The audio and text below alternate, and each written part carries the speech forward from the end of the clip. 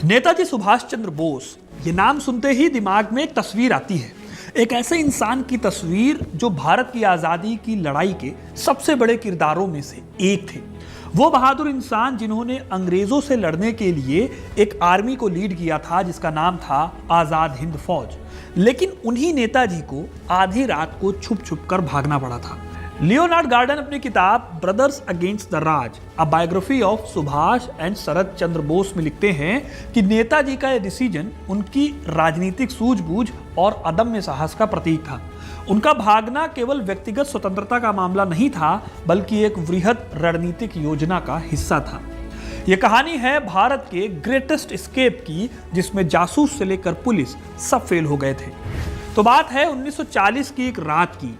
कलकत्ता पर जापान द्वारा बम बरसाए जा रहे थे। इसी रात में एक अजनबी सन्नाटे को चीरते हुए एल्गिन रोड की कोठी से चुपचाप एक आदमी बाहर निकला। चेहरे पर लंबी दाढ़ी, बदन पर पठानी कपड़े और सर पर एक टोपी पहने ये आदमी चुपचाप आगे बढ़ रहा था। उस वक्त हर कदम पर जासूसों, चौकियों और पुलिस का खतरा था। उसका प्लान देश से भागने का था, लेकिन उसकी एक भी गलती उसके पूरे प्लान पर पानी फेर सकती थी।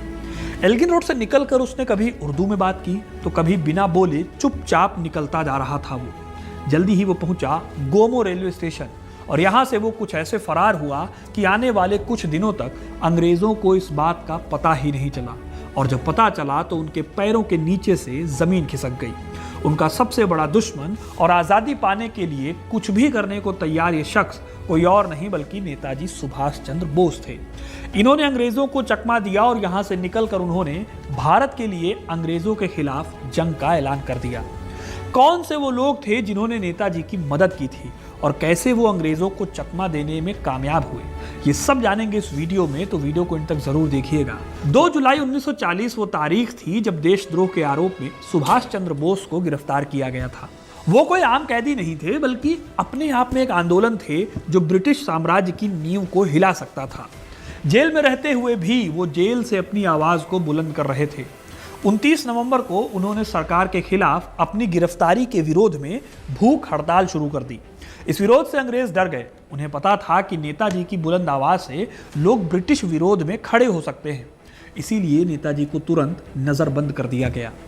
5 दिसंबर को गवर्नर जॉन हर्बर्ट ने एक एम्बुलेंस में बोस को उनके घर भिजवा दिया। यह घर 38/2 एल्गिन रोड पर पड़ता था। ऐसा इसलिए कि अगर भूख हड़ताल से उनकी मौत हो जाए तो मौत का आरोप उनकी जेल पर ना आए, और जैसे ही उनकी हालत में सुधार आएगा, ऑब्वियस सी बात है, उन्हें दोबारा जेल में डाल दिया जाएगा। अब प्लान तो एकदम फूल प्रूफ था, लेकिन हर्बर्ट को पता नहीं था कि वो कितनी बड़ी गलती करने जा रहे हैं। नेताजी को उन्होंने एल्गिन रोड पर भेजा।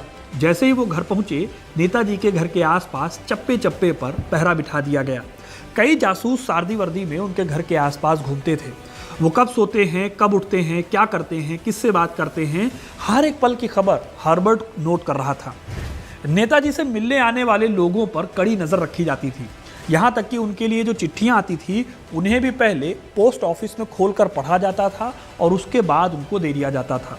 अंग्रेजों को डर था कि कहीं नेताजी उनके खिलाफ कोई बड़ी साजिश ना रच दे। खैर, 5 दिसंबर के दिन ही नेताजी सुभाष चंद्र बोस किसी गहरी सोच में डूबे हुए लेटे हुए थे। इस समय तक उनकी दाढ़ी बढ़ी हुई थी। उन्होंने अपने भतीजे शिशिर को बुलाया और बंगाली में पूछा कि मेरा एक काम करोगे। शिशिर के बेटे सौगत बोस लिखते हैं कि उनके पिता ने बिना आगे कोई बात सुने हामी भर दी थी। यही वो टाइम था जब इतिहास को बदल दिया गया। शिशिर ने उस वक्त ऐसे मिशन की जिम्मेदारी संभाली जिसने आगे जाकर न सिर्फ सुभाष चंद्र बोस को आज़ादी दिलाई, बल्कि भारत के फ्रीडम मूवमेंट में एक नया चैप्टर भी लिखा। दोनों ने मिलकर प्लान बनाया। प्लान था कि शिशिर अपने चचा को देर रात अपनी कार में बिठाकर कलकत्ता से दूर किसी एक ऐसे रेलवे स्टेशन ले जाएंगे जहां से देश के बाहर जाकर देश के लिए वो काम कर सकेंगे। नेताजी अपने प्लान में लो रहना चाहते थे ताकि किसी को कानो कान खबर ना हो। यही वजह है कि उन्होंने घर पे खड़ी अपनी लंबी सी अमेरिकन स्टूड ब्रेकर प्रेसिडेंट को हाथ नहीं लगाया, क्योंकि वो बड़ी गाड़ी थी और किसी की भी नज़र में आ सकती थी। इसकी जगह उन्होंने जर्मन वॉन्डरर कार के साथ जाने की सोची, क्योंकि ये कार कॉम्पैक्ट, छोटी थी और लोगों का ध्यान इस पर कम ही जाता था। शिशिर कुमार बोस ने अपनी किताब द ग्रेट एस्केप में इस रोमांचक तैयारी को डिटेल में बताया है। उन्होंने लिखा कि हमने कलकत्ता के वैचल मौला डिपार्टमेंट स्टोर में जाकर कुछ सामान खरीदा जो कि उनके भेष बदलने के काम आने वाला था। इसमें एक अटैची थी, एक सूटकेस था, 2 काट सुअल की कमीजें थी, टॉयलेट का कुछ सामान था, तकिया और कंबल था जो उन्होंने खरीदा। शिशिर ने एक प्रिंटिंग प्रेस में सुभाष के लिए विजिटिंग कार्ड छपवाने का आदेश दिया। कार्ड पर लिखा था Mohammad Ziauddin, BA LLB, travelling inspector, the empire of India assurance company limited, permanent address civil lines Jabalpur. कहने का मतलब है कि नेताजी की पूरी आइडेंटिटी बदली जा रही थी ताकि उनको कोई पहचान न पाए। निकलने से एक रात पहले दिक्कत ये आई कि शिशिर ने जो सूटकेस खरीदा था वो कार में आ ही नहीं पा रहा था। फिर प्लान चेंज करके उन्होंने नेताजी का ही सूटकेस ले जाने की सोची। उनके सूटकेस पर SCB यानी सुभाष चंद्र बोस लिखा हुआ था, जिसे मिटाकर MZ लिखा गया। MZ यानी मोहम्मद जियाउद्दीन। फिर 16 जनवरी के दिन कार की सर्विसिंग कराई गई। पूरा प्लान बना लिया गया था। ये इतना सीक्रेट प्लान था कि इस बात को पूरे परिवार से छिपाया गया, यहाँ तक कि उनकी माँ को भी इस पूरे प्लान से दूर रखा गया। जाने से पहले नेताजी ने अपने परिवार के साथ आखिरी बार खाना खाया। उनको घर से निकलने से देर इसलिए हुई क्योंकि उस रात लोग देर से सोए थे और नेताजी नहीं चाहते थे कि कोई भी उनके सीक्रेट मिशन के बारे में जान जाए। रात 1:35 के आसपास सुभाष चंद्र बोस ने मोहम्मद जियाउद्दीन का भेष धारण किया। इसके बाद नेताजी कार की पिछली सीट पर जाकर बैठ गए। जाने से पहले उनके कमरे की लाइट को अगले 1 घंटे के लिए ऑन रखा गया ताकि बाहर खड़े जासूसों को लगे कि वो अभी भी कमरे में है। इस तरह जब पूरा कलकत्ता सो रहा था तब उनकी कार ने हुगली नदी पर बना हावड़ा पुल पार किया। लगभग रात के 8:30 बजे धनबाद के बरारी में सुभाष चंद्र बोस उतरते हैं। यहाँ उनके भाई अशोक रहते थे। शिशिर कुमार बोस अपनी किताब द ग्रेट एस्केप में लिखते हैं, मैं अशोक को बता ही रहा था कि माजरा क्या है कि कुछ देर पहले उतारे गए इंश्योरेंस एजेंट जियाउद्दीन यानी सुभाष चंद्र बोस ने घर में एंट्री ली। वो अशोक से बीमा पॉलिसी के बारे में बात करने लगे। फिर अशोक ने नौकरों को उनके लिए एक कमरा अरेंज करने को कहा। ये सब कुछ दोस्तों एक तरह का नाटक था ताकि उनके नौकरों को भी ना पता चले कि जियाउद्दीन असल में कोई और नहीं, नेताजी हैं। इसके बाद शाम को बातचीत से तय किया गया कि वो कालका मेल पकड़ेंगे और आगे की यात्रा करेंगे। ये ट्रेन उन्हें गोमो स्टेशन से पकड़नी थी। कालका मेल इसी गोमो स्टेशन पर रात में देर से आती थी, इसीलिए ये जगह ट्रेन पकड़ने के लिए चुनी गई। शिशिर बोस अपनी किताब में बताते हैं कि उन्हें छोड़ने के बाद कुछ ही मिनटों में कलकत्ता से चली कालका मेल वहां पहुंच गई। शिशिर तब तक स्टेशन के बाहर ही खड़े थे। उनके जाने के बाद तक शिशिर वहीं खड़े रहे। अब नेताजी इस ट्रेन से पहले दिल्ली गए और वहां से उन्होंने पेशावर के लिए फ्रंटियर मेल पकड़ी। भारत के सबसे बड़े दुश्मन ब्रिटिश साम्राज्य की आंखों में धूल झोंककर वो आज़ादी के नए रास्ते की तलाश में आगे बढ़ रहे थे। 19 जनवरी की देर शाम को जब फ्रंटियर मेल पेशावर के कैंटोनमेंट स्टेशन में घुसी तो उनके एक साथी मियां अकबर शाह उनका वेट कर रहे थे। ट्रेन से निकलने वाले लोगों में उन्होंने जब एक अच्छे व्यक्तित्व वाले मुस्लिम शख्स को सजे धजे देखा, गेट से बाहर निकलते देखा, तो वो फौरन समझ गए कि वो दूसरे भेष में सुभाष चंद्र बोस थे। अकबर शाह ने उनको साथ में लिया और एक तांगे से उन्हें डीन होटल लेकर चले गए।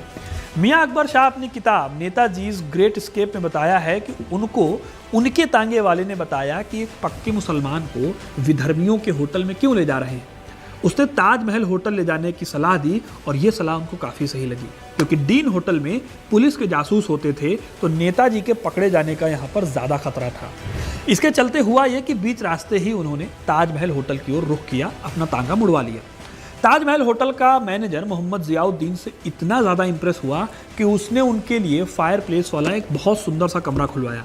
अगले दिन अकबर शाह ने सुभाष चंद्र बोस को अपने एक साथी आबाद खान के घर पर शिफ्ट कर दिया। यहाँ से निकलते वक्त सुभाष चंद्र बोस ने जियाउद्दीन का वेश त्याग कर लिया और एक बहरे पठान का वेश धारण कर लिया। बहरे पठान का वेश इसलिए क्योंकि उनको पश्तो बोलनी नहीं आती थी। सुभाष के पेशावर पहुंचने से पहले ही अकबर ने तय कर लिया था कि फॉरवर्ड ब्लॉक के 2 लोग मोहम्मद शाह और भगत राम तलवार ये दोनों बोस को भारत की सीमा पार कराएंगे। भगत राम का नाम बदलकर रहमत खान कर दिया गया। तय किया गया कि वो अपने गूंगे बहरे रिश्तेदार जियाउद्दीन यानी सुभाष चंद्र बोस को अड्डा शरीफ की मज़ार ले जाएंगे जहां उनके फिर से बोलने और सुनने की दुआएं मांगी जाएंगी। अब ये भी एक प्लान था जिससे कि धार्मिक विश्वास की आड़ में बोस के भागने की बात को छिपाया जा सके। 19 जनवरी को निकले नेताजी 26 जनवरी 1941 की सुबह रहमत खान के साथ एक कार में रवाना हुए।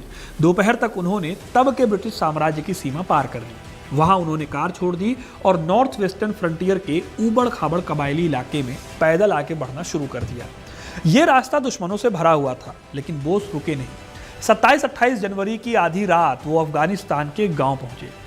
अकबर शाह अपनी किताब में बताते हैं कि इन लोगों ने चाय के डिब्बों से भरे एक ट्रक में लिफ्ट ली और 28 जनवरी की रात जलालाबाद पहुंच गए।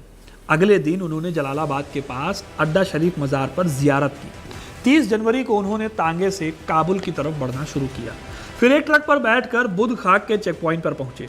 वहां से एक दूसरा तांगा करके वो 31 जनवरी 1941 की सुबह काबुल में दाखिल हुए। ये एक थका देने वाली लेकिन कामयाब यात्रा थी जो उन्हें आज़ादी की लड़ाई की एक और कदम आगे ले गई। वहीं दूसरी ओर कलकत्ता में भी बहुत कुछ हो रहा था। शिशिर बोस नेताजी को छोड़ने के बाद कलकत्ता वापस आए और सुभाष चंद्र बोस के पॉलिटिकल गुरु चितरंजन दास की पोती की शादी में शामिल हुए। वहां लोगों को बताया कि नेताजी काफी बीमार है। सुगत बोस अपनी किताब हिज मैजेस्टीज अपोनेंट में लिखते हैं कि नेताजी की खबर जासूसों को ना लगे इसके लिए उनके कमरे में झूठ मूठ का खाना पहुंचाया जाता रहा। वो खाना उनके भतीजे और भतीजियां खाते रहे ताकि लोगों को लगे कि वो अभी भी वहां है।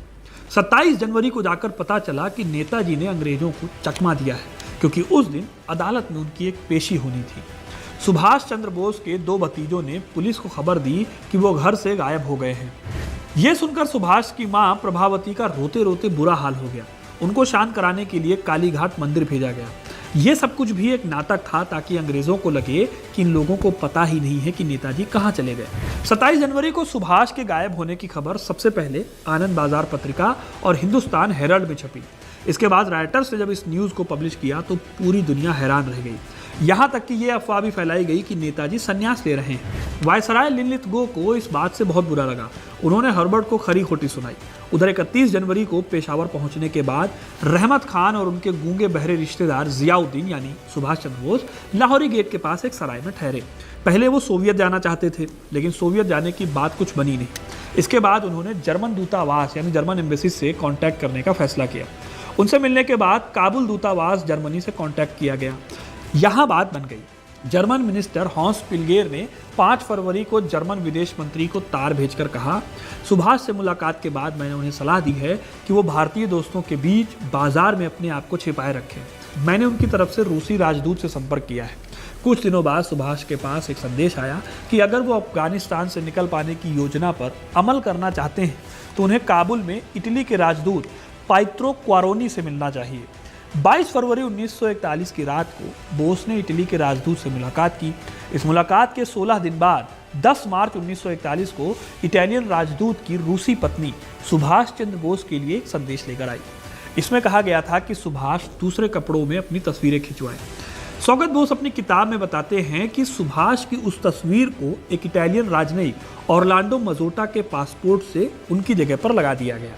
अब ये बहुत ही मिरेकल मोमेंट था जहां एक शख्स की पहचान पूरी तरह से बदल दी गई थी। फिर 17 मार्च की रात को सुभाष एक इटालियन राजनयिक सिनोर क्रेसिसनी के घर पर शिफ्ट कर दिए गए। इस तरह वो एक रिस्की पहचान के तहत अफगानिस्तान के बॉर्डर को पार करते हुए पहले समरकंद पहुंचे और फिर ट्रेन से मॉस्को के लिए रवाना हो गए। वहां से सुभाष चंद्र बोस ने जर्मनी की राजधानी बर्लिन का रुख किया। ये पूरी जर्नी उनकी महान पलायन यानी द ग्रेट एस्केप की आखिरी कड़ी थी, जिसने उन्हें आज़ादी की लड़ाई को एक नए मोर्चे पर ले जाने का मौका दिया। सुभाष चंद्र बोस के सेफली जर्मनी पहुंच जाने के बाद उनके भाई शरद चंद्र बोस बीमार रविन्द्रनाथ टैगोर से मिलने शांति निकेतन गए। वहां उन्होंने महान कवि से बोस के अंग्रेजी पहरे से बच निकलने की खबर साझा की। इस तरह पूरे देश को पता चला कि कैसे अंग्रेजों की सबसे सेफ कैद से निकलकर सुभाष चंद्र बोस ने अपनी आज़ादी की लड़ाई के जुनून को बनाए रखा। तो दोस्तों, ये थी कहानी सुभाष चंद्र बोस के अंग्रेजों की आंखों में धूल झोंक कर भागने की। आपको ये कहानी कैसे लगी कमेंट करके ज़रूर बताइएगा।